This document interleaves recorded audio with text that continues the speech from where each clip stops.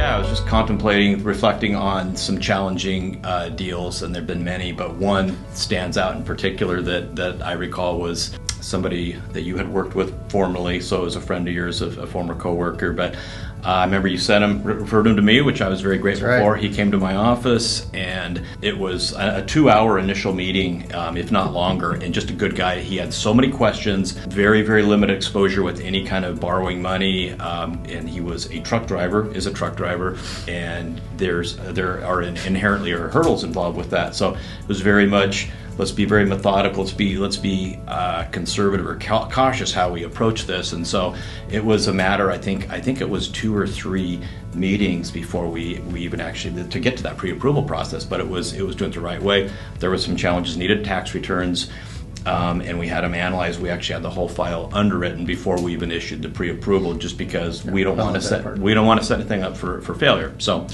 but I remember then we had to bring his brother on the loan, and so it got really, really involved, and I think it stands out because he was cooperative, he was patient, but you have, at that point, I had next time, like I said, the second or third meeting, it's like, I consider you a brother, and I think he was very appreciative of Cardinal as far as the efforts we put forth to really kind of hold his hand through the process, start to finish. So he had confirmed that they'd been antsy to go shopping for a long time, but I said, you're not ready till Doug says you're ready. That's right. Okay. Yeah. Good. Well, that's good for you for pump the brakes. The last thing you want is somebody out recklessly running you ragged, and then that's the last thing you want to see.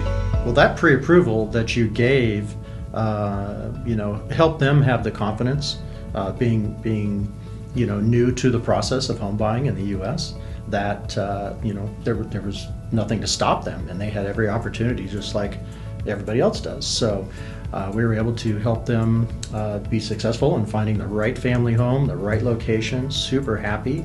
And just our relationship and how we treated them, and we work hard behind the scenes so they don't have to work hard, and we make real estate easy for them. So that just led to more sales, more business for both of us, for all of their family members and friends. It was fantastic. Absolutely.